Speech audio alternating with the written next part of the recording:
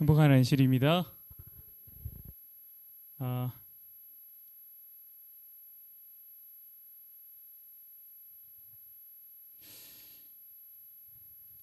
우리는 지난주에 이 하 목사님 말씀 들었습니다. 혹시 기억하십니까? 네, 나아만 장군의 집에 이름 없는 한 소녀. 그 소녀가 우연히 하나님의 선지자의 신실함을 듣게 되었고 놀라운 믿음을 보여주었죠. 우리도 모르는 사이에 하나님의 크신 구속의 역사 가운데 아주 중요한 부분을 차지하고 있다라고 말씀해 주셨습니다. 말씀을 차근차근 되새기면서 마음에 담아 두었습니다. 마치 밥을 꼭꼭 씹어서 그 고소함을 느끼듯이 그렇게 느꼈습니다. 참 감사합니다. 오늘 함께 나눌 하나님의 말씀은 출애굽기 3장입니다. 우리 함께 출애굽기 3장을 펴볼까요? 출애굽기 3장입니다. 혹시 집사님 죄송한데 이 마이크 외에 다른 거는 다 뮤트가 되어 있는지요? 없습니까? 네.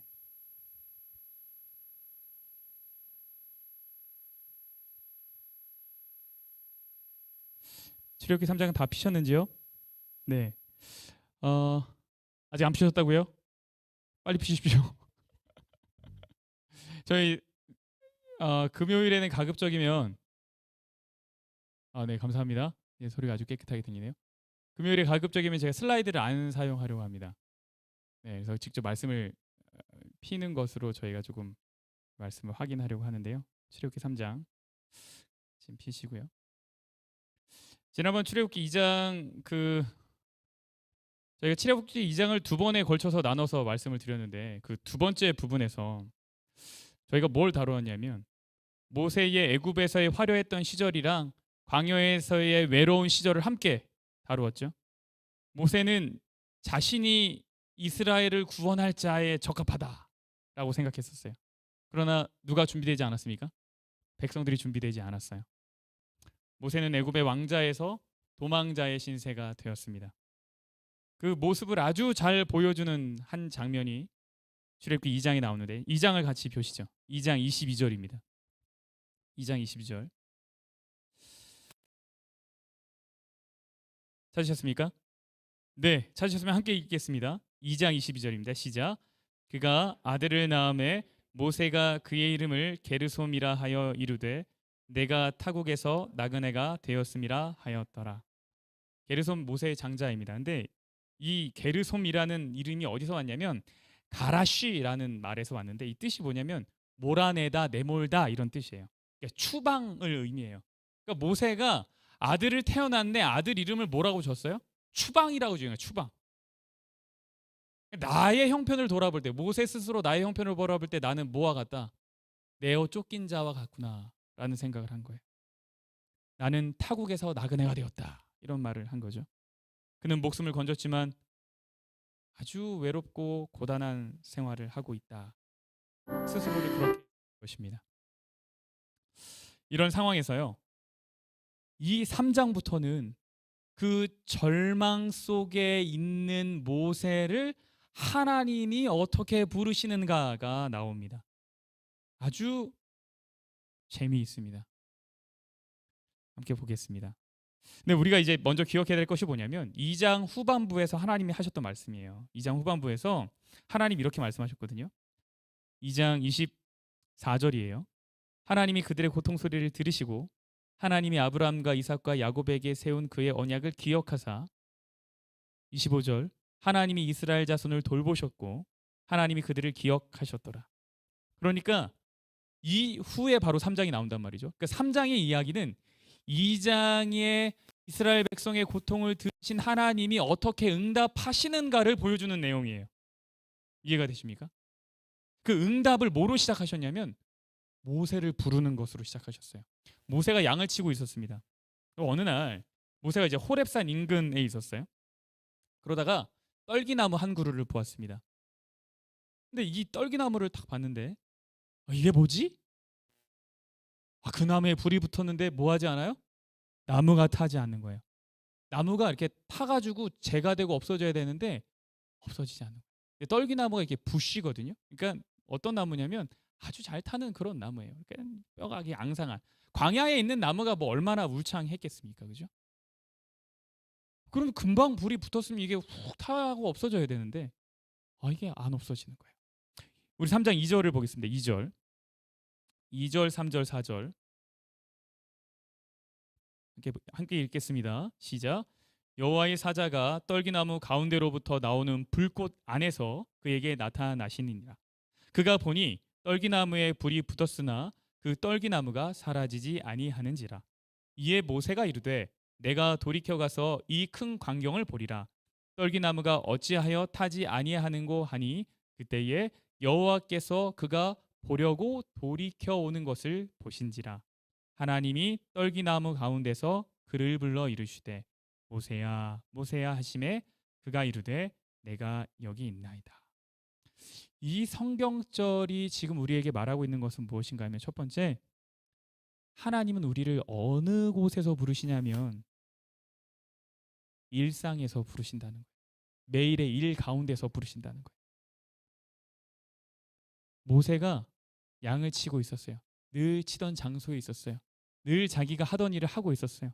근데 그때 하나님이 모세를 부르셨다라는 겁니다. 우리가 하나님의 부름을 듣기 위해서 어떤 특별한 곳으로 반드시 가야 할 필요가 없어요. 오늘날 내 삶 가운데서도 하나님의 부르심의 음성을 들을 수 있다라는 얘기입니다. 그 말은 무슨 얘기인가 하면 하나님은 우리의 모든 삶에 관심이 많다라는 얘기예요. 우리에게 중요한 일이 하나님께도 중요한 거죠. 사실 정말 중요해요. 근데 우리는 종종 하나님의 부르심이 아주 낯선 곳 혹은 굉장히 특별한 장소에서 이루어진다라고 생각을 합니다. 근데 사실 그렇지 않아요. 하나님의 부르심은 우리의 일상 속에서 주어집니다. 근데 우리가 그것을 미처 깨닫지 못하고 그냥 지나쳐 버릴 때가 너무 많은 거죠. 여러분, 히브리 산파들이 하나님의 부르심에 응답을 하여서 그들이 특별한 일을 감당할 수 있었던 것은 그들이 늘 하던 일 가운데서였습니다. 매일의 삶 가운데서 하나님이 우리를 부르세요. 그런데 문제는 이것이겠죠. 우리가 이 부르심을 어떻게 발견할 수 있는가? 어떻게 받아들일 수 있는가? 이것이겠죠. 아까 말씀드렸지만 떨기나무는 아주 흔한 가시덤불입니다. 자라면 1m 정도 되는 나무라 그래요. 근데 늘 보아왔던 그런 떨기나무가 모세의 주변에 있었어요. 한 그루의 떨기나무가 이렇게 눈에 띄인 거죠. 그 나무가 어떤 나무예요? 불에 타고 있는 나무예요. 그러나 꺼지지 않는 불 거죠. 사실 여러분, 이때 모세가 뭐 다른 곳으로 눈을 돌릴 수도 있었어요. 왜 그랬냐 하면 이 아주 잘 타기 좋은 그런 나무가 때로는 광야에서 자연 발화 현상이 일어났대요. 그러니까 산불이 이유 없이 일어날 때가 있죠. 꼭 누가 불을 질러야지 일어나는 게 아니잖아요. 그죠? 근데 광야에서도 그와 같은 현상들이 종종 있었대요. 그러니까 아마도 모세는 그렇게 타는 나무를 본 일이 있었겠죠. 그래서 하고 지나갈 수 있었을 겁니다. 그런데 그날만큼은 모세가 그렇게 하지 않았다라는 거예요. 모세가 뭐라 그랬냐면 내가 돌이켜 가서 이 큰 광경을 보리라라고 했습니다. 그것을 놓치지 않았던 거죠. 여러분, 우리 너무 바쁜 삶을 살아갑니다. 그래서 내가 선택한 목표를 향해서만 살아가요. 쫙 거기를 향해서 나아가는 삶이 사실은 굉장히 진취적이고 효과적이고 아주 개척적이고 뭐 그런 삶이라고 생각하게 되죠. 그런데 여러분, 기억해야 될 것은 하나님은 종종 길가의 들풀을 통해서 말씀하신다는 사실이에요. 하나님은 하늘의 별들과 바람들을 통해서 말씀하실 때도 있다라는 거예요. 그것이 정말 어떤 소리가 들리는 건 아니죠. 네? 그러나 무엇인가가 새롭게 보이는 그때,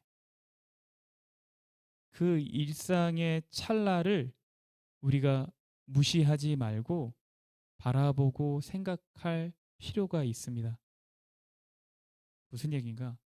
하나님이 이것이 의미하는 바가 무엇이죠? 라고 물어볼 시간을 가져야 된다는 거예요. 일상의 삶 가운데서 늘 똑같이 지나쳐버리지 아니하고 하나님 이것이 무슨 뜻일까요? 왜 제게 이런 순간을 맞이하게 하셨나요? 라고 한 번쯤 정말 한 번쯤은 물어볼 필요가 있다라는 겁니다. 사도행전 3장을 보면 베드로가 성전 미문에 나면서부터 안진뱅이를 만나는 장면이 나옵니다. 그들이 대화를 하기 시작했고 안진뱅이가 구걸을 하려고 했을 때 베드로는 무엇을 했는가 하면 그들에게 나사렛 예수를 소개시켜 주었죠. 그리고 고침을 받았습니다. 그런데 생각할 것은 무엇이었는가 하면 그 성전은 늘 베드로가 지나다니던 길이었고 그 안진뱅이는 늘 그곳에서 구걸을 하던 자라는 거예요. 늘 일상에서 그들은 거기 있었습니다.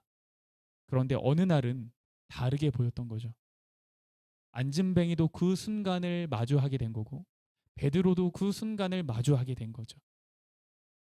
그것을 지나쳐 버리지 않았을 때 그들은 부르심 속에 있었던 것입니다.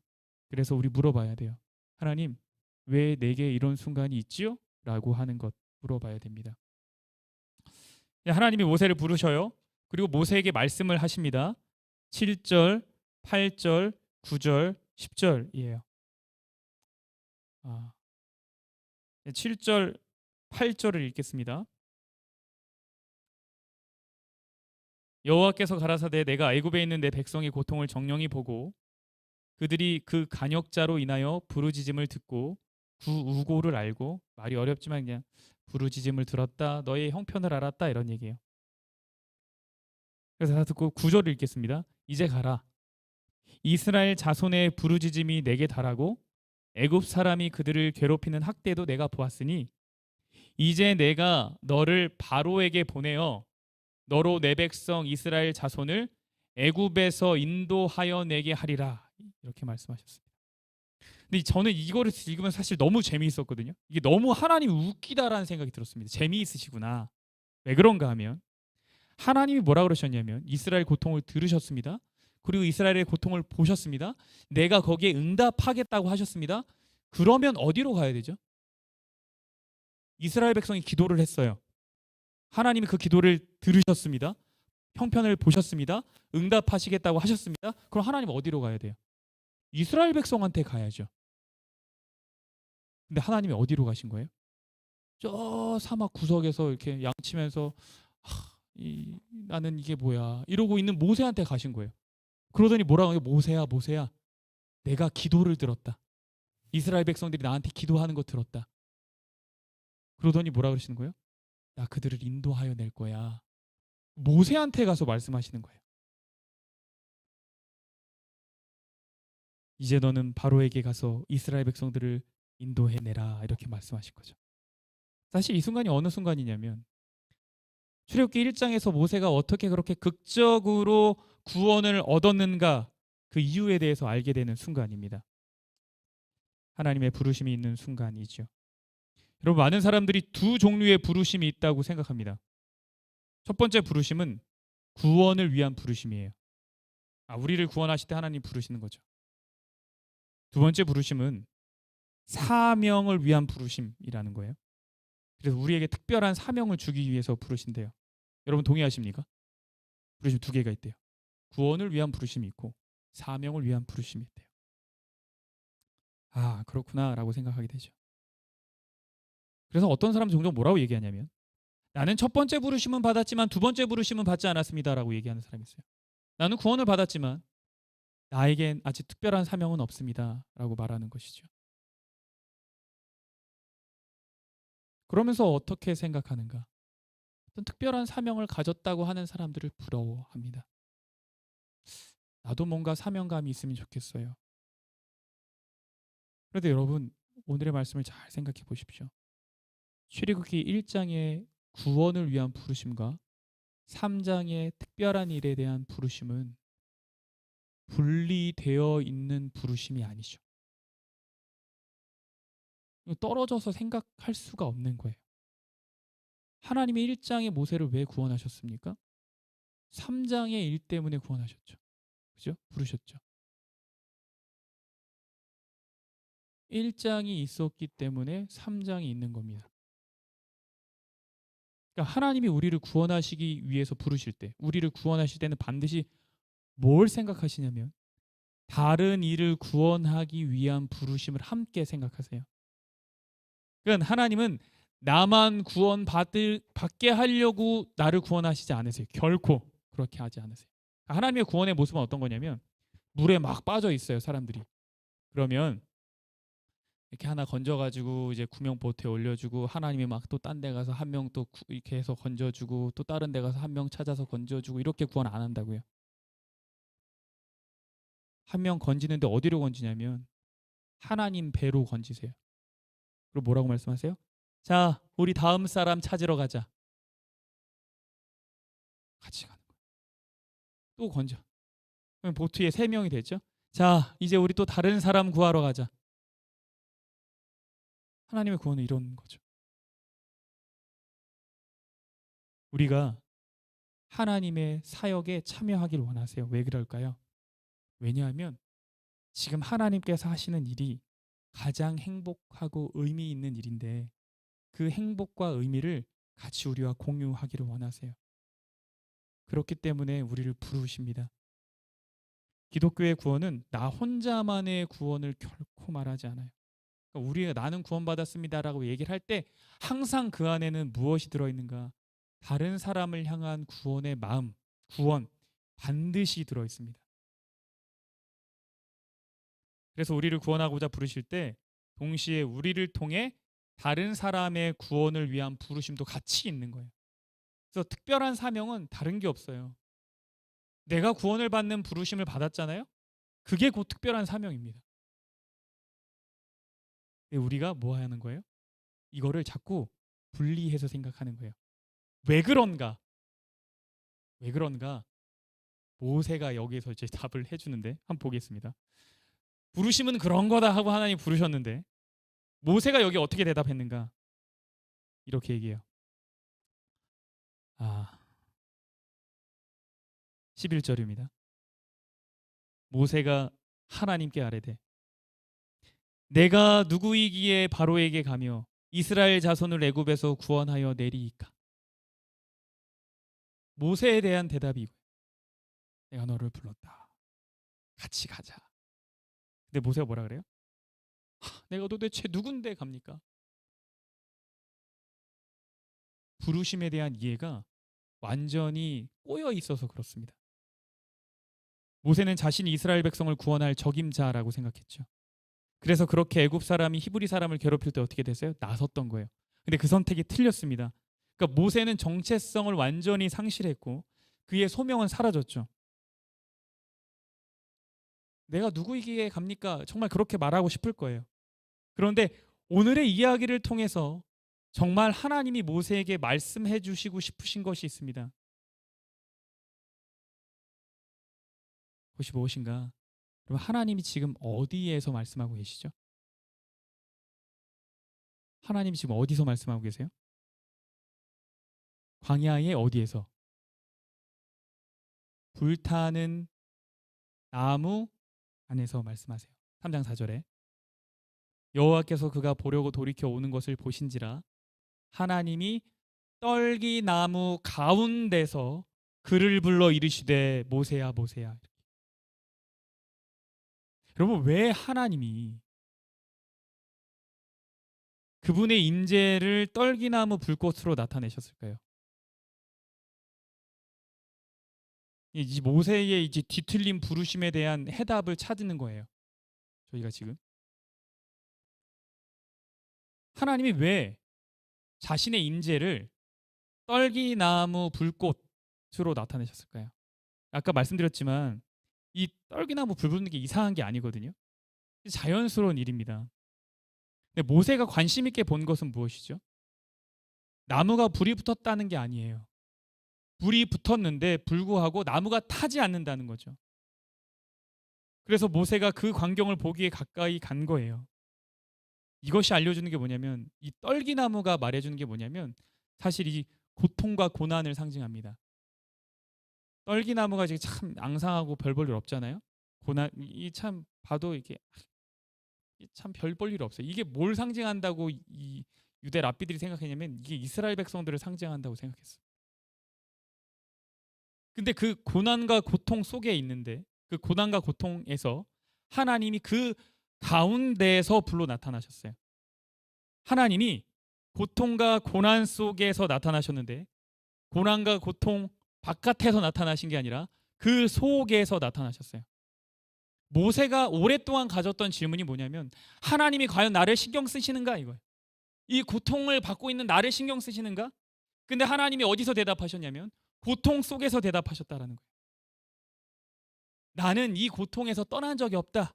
이것이 불꽃 안에서 말씀하시는 하나님의 의미예요. 두 번째 정말 중요한데 이것이 말해주는 게 뭐냐면 문제는 재료가 아니다.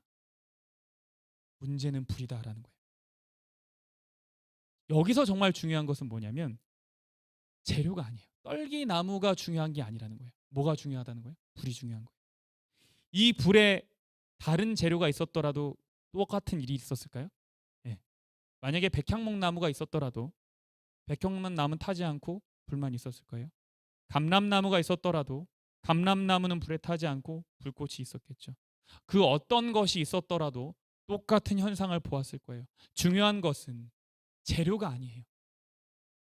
중요한 건 뭡니까? 불이죠. 하나님이 우리를 부르실 때 정말 중요한 건 뭐냐면 재료가 아니에요. 내가 어떠한가가 정말 중요한 게 아니에요. 누가 부르셨는가가 정말 중요한 거죠. 우리를 부르신 그 분의 존재가 정말 중요한 거예요. 그런데 모세는 뭐라고 생각했냐면 내가 문제라고 생각했어요. 내가. 재료가 문제라고 생각했어요. 자신이 문제라고 생각했어요.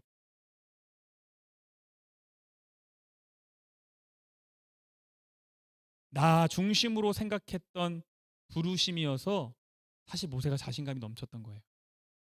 야, 이렇게 기적적으로 구원받은 사람이 어디 있나? 근데 이 상황에서 이렇게 기적적으로 애굽의 왕자의 교육을 받으면서 탁월한 위치에까지 올라갔던 사람이 어디 있나? 아무리 생각해도 이 이스라엘의 형편을 벗어나게 할 사람은 나밖에 없구나. 모세가 생각했던 부르심의 중심은 누구냐면 내가 얼마나 특별한가. 근데 그것이 실패하자 다 잃어버렸어요. 사명도 잃어버리고 소명도 잃어버리고 자존감도 잃어버리고 정체성도 잃어버리고 다 잃어버린 겁니다. 근데 그때 하나님이 와서 뭐라고 말씀하시는 거예요? 야, 너가 문제가 아니다. 정말 중요한 건 뭐냐면 너가 아니다. 누가 불렀느냐다. 불이 정말 중요하다. 라고 하나님 말씀하신 거죠. 모세야, 너는 그 흔한 떨기나무일지도 몰라. 너 그렇게 느끼고 있을 거야. 그런데 재료가 문제가 아니다. 문제는 불꽃이다. 내가 너를 부르고 있다. 라고 말씀하신 거죠. 그렇게 부르신 하나님이 가장 처음 모세에게 알려주신 게 뭐냐면 그거예요. 3장 5절 볼까요? 3장 5절. 3장 5절입니다. 하나님이 이르시되 이리로 가까이 오지 말라. 내가 선 곳은 거룩한 땅이니 너의 발에서 신을 벗으라. 지금 모세가 와 신기하다 하고 보고 있었더니 하나님이 모세야 모세야 이렇게 해가지고 가까이 갔거든요. 근데 뭐 하나님도 재밌으세요. 이름을 불러서 가까이 갔더니 하나님 뭐라면 야 오지마 오지마 오지마. 그런데 뭐라 그러셨냐면 너가 선 곳 거룩한 땅이다. 신발을 벗어라 이랬어요. 그럼 하나님이요 모세를 부르셔서 어떤 성스럽고 거룩한 장소로 끌고 가지 않으셨어요. 그러면 너가 선 곳은 거룩한 땅이다 이 말이 원래부터 그곳이 거룩했었기 때문에 하나님 그렇게 말씀하신 게 아니에요. 실제로 당시 모세가 있었던 그 호렙산 아름다운 숲이나 멋있는 광경이 있는 곳이 아니에요. 화강암, 잡목, 그냥 광야. 그런데 그 볼품없는 그곳이 거룩한 곳이 되었대요. 왜 그러냐면 하나님이 거기 계시기 때문이래요. 하나님이 임재하시자 그것이 거룩한 땅이 된 것입니다. 재료가 중요한 것이 아니라 부르시는 분이 중요한 거죠. 일상의 공간이 하나님이 계신 것을 통해서 거룩한 곳이 된 것입니다. 하나님은 모세를 그의 일상 가운데서 부르셔서 그게 정말 중요한 사실을 알려주고 싶으셨던 거예요. 재료가 문제가 아니다. 그러더니 뭐라고 말씀하셨냐면 너의 발에서 뭐를 벗으라? 신을 벗으라 이렇게 말씀하셨어요. 그럼 성경에서 신을 벗는 곳이 몇 군데 존재합니다. 몇 군데 존재하는데 굉장히 극도의 그 슬픔 가운데 있을 때 신발을 벗었어요. 그리고 또 한 가지가 어디냐면 신명기 25장 9절 10절이거든요. 신명기 25장 9절 10절입니다. 제가 읽겠습니다. 신명기 25장 9절 10절. 그의 형제의 아내가 장로들 앞에서 그에게 나아가서 그의 발에서 신을 벗기고 그의 얼굴에 침을 뱉으며 이르기를 그의 형제의 집을 세우기를 즐겨 아니하는 자에게는 이같이 할 것이라 하고 이스라엘 중에서 그의 이름을 신 벗김 받은 자의 집이라 부를 것이니라 이렇게 했어요. 이게 지금 무슨 내용인가 하면 죽은 형제에 대한 의무를 말하고 있는 장면이에요. 그러니까 우리가 뭐라 그러죠? 그를 형사취수제라고 얘기해요. 형사, 형이 죽으면 취, 장가를 들어라. 수, 형수에게. 이게 형사취수제도예요. 근데 형제 중 한 명이 죽으면 형제들 가운데서 누군가가 그 남은 가족을 책임져야 하는 거죠. 근데 이것이 법제화되어 있었어요. 이스라엘 백성들한테 이것이 왜 중요했는가 하면 첫 번째, 이스라엘 백성들은 메시아를 기다리는 민족이었기 때문에 그래요. 그래서 자손을 잇는 것, 그 가족을 계속 이어가는 것이 이스라엘 백성들에게 너무나 중요한 사명이었기 때문에 그 대가 끊기지 않게 계속 이어가는 것이 너무 중요했어요. 두 번째는 이스라엘 민족 대부분이 뭐였습니까? 유목민이었습니다. 형이 죽고 나면 그 부인이 그 재산을 가져가겠죠? 가축들을 가져갈 거예요. 근데 이 부인이 다른 사람에게 만약에 시집을 가게 되면 그 재산이 다 누구에게 속하게 됩니까? 다른 가족에게, 다른 족보에게 다 넘어가는 거죠. 그래서 다른 가문의 소유가 되는 것을 막기 위해서 이와 같은 제도를 만들었어요. 그래서 이 형사 취수 제도는 역사적으로 이스라엘 백성들에게만 있는 제도가 아니에요. 유목민들, 흉노족, 고구려인 이런 사람들에게도 이 제도가 있었다라고 역사가 말하고 있어요. 근데 문제는 뭐냐면 여기서 등장하는 이야기가 그 책임져야 하는 위치에 있는 사람이 그걸 거절한 거예요. 아, 나 저 사람 결혼 안 할 거야. 책임 안 질 거야. 이렇게 한 거예요. 그러면 어떻게 하라 그랬냐면 그 여자가 그 사람한테 가서 신발을 벗기래요. 그리고 얼굴에 침을 뱉으래요. 이게 뭐냐면 멸시를 받으라는 거예요. 책임져야 할 것을 책임지지 않는 사람. 그러더니 뭐라고 얘기하래요? 그 가족을, 그 이름을 신 벗긴 자의 집이라고 부르래요. 이제부터 그 가족은, 그 사람의 집은 신 벗긴 자의 집이다. 이거. 책임져야 할 것을 지지 않았다. 엄청난 멸시와 모멸감을 갖게 되는 거예요. 유대인들에게 있어서 신을 벗는다는 것은 가치 없는 존재가 된다라는 걸 의미해요. 맨발이 된다는 것은 엄청나게 비천한 상태를 말해요. 하나님 앞에서 부르심을 받는 자들, 이 반드시 깨달아야 할 것은 무엇인가 하면 내가 잘나서 부름을 받았다라는 것이 아니에요.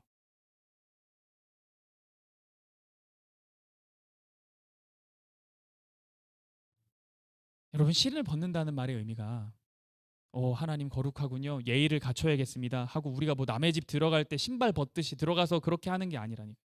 예배를 위해서 이렇게 뭐 이렇게 정갈하게 해서 그런 의미가 아니에요. 거룩하기 때문에 그런 의미가 아니라 내 신발을 벗는다는 얘기는 뭐냐면 나는 정말 하나님 앞에서 아주 별 볼 일 없는 존재. 하나님의 그 위엄과 영광과 그 크심에 나는 감히 견줄 수가 없습니다. 라고 하는 거예요. 그래서 우리를 부르시는 하나님은 반드시 우리로 깨닫게 하시고 싶으신 게 있는데 뭐냐면 내가 어떠한 존재인가라는 걸 깨닫게 해주고 싶으세요. 우리가 결코 잘나서 부름을 받은 것이 아니라는 것. 제가 신학과 입학할 때 면접을 봤는데 제가 면접을 1등을 했습니다. 제가 스스로 생각할 때 그런 것 같아요. 왜 그러냐면 제가 성적이 아주 좋지 않았는데 제가 장학금을 받으면서 들어간 거예요. 근데 그때 면접관의 질문이 뭐였냐면 그 교수님이 마지막 면접관이셨는데 누군가를 도와준 경험이 있는가? 저한테 딱 이렇게 질문하는 거예요. 와, 됐다. 왜냐면 그때 제가 뭘 했냐면 불과 몇 개월 전에 형한테 골수 이식을 해줬던 때예요. 그래서 그 스토리를 아주 장황하게 제가 형에게 골수 이식을 줬습니다. 교수님이 표정이 너무 흡족하신 거예요. 아, 그래 이런 친구가 신학가에 뭐 이러시는 거예요. 그래서 제가 성적이 그렇게 왜냐면 이제 학교를 막 많이 쉬었거든요 그때. 뭐 골수이식하고 급성 맹장 걸리고 고3인데 막 쉬고 그냥 맨날 했던 게 뭐냐면 성경이나 읽어야지 뭐 그러고 있었어요. 근데 이제 장학금까지 받으면서 입학을 하니까 제가 그때 뭐라고 생각했냐면 나는 정말 특별한 부르심을 받았구나. 나와 같은 스토리를 갖고 신학과에 입학하는 사람이 몇이나 될까? 배경도 없고 아무것도 없는데 하나님이 저를 정말 기구하게 인도하셨다는 생각이 들거든요. 알고 봤더니 저희 할아버지가 원주에 사셨는데 그 원주 바로 그 집 할아버지 집 바로 다음이 어디냐면 한국에 있는 재림연수원이었어요. 그러니까 재림연수원에서 나오자마자 있는 집이 할아버지 할머니 집이었어요. 그리고 재림연수원이 기도원이 세워진 곳이 어디였냐면 저희 할아버지 할머니 선산이었어요. 근데 그때만 해도 전혀 교회랑 관련이 없었던 때라 할아버지 할머니 집에 놀러 가면 할머니가 뭐라 하냐면 야, 너 저기 가면 안 된다. 왜요? 저기 들어가면 일주일 동안 나오지도 못하고 말도 못해. 근데 그때는 그게 되게 이상하고 무섭게 들렸거든요. 근데 맞잖아요. 재림연수원 들어가면 일주일 동안 나오지도 못하고 말도 못하거든요. 기도하느라. 근데 그때는 그게 아주 이상하게 무섭게 들리는 거죠. 근데 알고 봤더니 나중에 신학과 입학하고 나서 재림연수원에 갔더니 거기서 봉사하시는 집사님이 저희 할아버지 할머니 다 아시는 거예요. 제가 그 집 손주입니다 이렇게 얘기했더니 막 너무 놀라시는 거예요. 야, 어떻게 또 이렇게 해서 여기까지 왔나. 그러니까 제가 나 같은 부르심을 받은 사람이 어디 있어. 그런데 신학과를 다니고서 몇 년이 지나자 제가 깨닫게 된 게 뭐냐면 저를 돌아볼 때 평범해도 너무 평범한 게 아니라 평균 이하라는 생각을 갖게 됐어요. 그러니까 제가 가지고 있는 그 어떤 특별한 그 모든 것은 의미가 없어져. 죄인 중에 죄인이고 아주 부족한 것 투성이고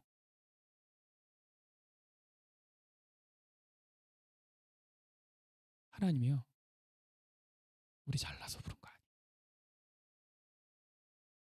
그냥 나를 구원하고자 부르셨는데 사명을 하나 주신 거예요. 재료가 문제가 아니에요. 누가 불렀느냐가 너무너무 중요해요. 이런 질문을 가지고 출애굽기 3장을 읽을 때 정말 감동이 있는 게 왜 그러냐면 3장에 모세가 정말 약간 떼를 쓰면서 물어봐요. 3장이 11절에 아까 봤던 성경절인데요. 모세가 하나님께 아뢰되 내가 누구이기에 바로에게 갑니까? 이게 지금 모세가 한 질문이에요. 내가 도대체 뭡니까 하나님? 이런 형편없는 사람을 왜 부르십니까? 근데 그것에 대한 하나님의 응답을 보세요. 12절을 보세요. 내가 뭡니까 하나님이라는 그 모세의 질문에 하나님 뭐라고 대답하셨냐면 이렇게 얘기했어요. 하나님 이르시되 내가 반드시 너와 함께 있으리라. 하나님이요. 야, 너 대단한 사람이야 라고 말하지 않았어요. 하나님 제가 뭡니까? 하나님 뭐라고 하신 거예요? 괜찮아. 내가 무조건 너랑 같이 있을 거야. 반드시 너랑 같이 있을 거야. 그러니까 괜찮아. 하나님은 우리를 그렇게 부르세요. 오늘의 말씀을 정리합니다. 하나님 우리 아주 특별한 곳에서 부르지 않으세요. 일상 가운데서 부르세요. 근데 그 일상 가운데서 부르실 때 우리가 그 부르심을 느낄 수 있으려면 알려면 그러니까 삶에 멈춤이 있어야 돼요. 멈춤이 있어야 돼요. 돌아보고 하나님 왜 그러죠? 질문할 수 있어요. 그리고 부르심의 정말 중요한 요소는 뭐냐면 내가 어떠한가가 아니에요. 그렇죠? 하나님이 나를 부르셨다. 그 하나님 우리와 함께 하시겠다. 이것이 정말 너무너무 중요합니다. 오늘도 우리 샬롯 교회에 하나님의 부르심에 따라 자신의 일을 감당하고 계시는 많은 분들이 있으면 제가 그분들 가운데 늘 걱정 가운데 계신 분도 있는 줄 압니다. 200점. 집사님 물어보세요. 수석 집사 걱정이 많으세요. 집사님 우리의 잘남 때문에 온 거예요. 하나님 약속하셨어요. 부르실 때 하나님 약속하셨어요. 내가 함께 하겠다고 약속하셨어요. 네. 모든 우리 교회의 모든 일, 굳은 일 다 감당하고 계신 모든 가족 여러분, 우리가 부족해도 하나님께서 불러주셨다는 사실, 그 사실이 너무너무 중요합니다. 하나님과 함께 동행하는 가운데 일상의 부르심을 기쁘게 여기는 우리 모두가 되었으면 좋겠습니다. 이제 우리 함께 일어나셔서 찬양하시지요. 찬미 371장 구주 예수 의지함이 우리 함께 찬양하겠습니다. 찬미 371장입니다.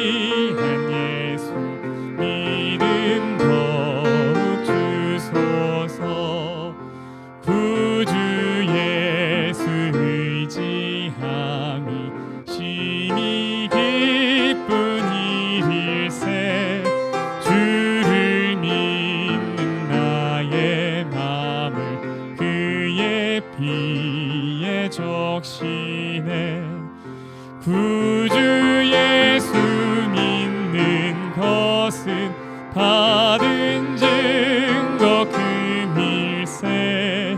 구주 예수 귀한 예수 믿음 더욱 주소서. 구주 예수 의지하여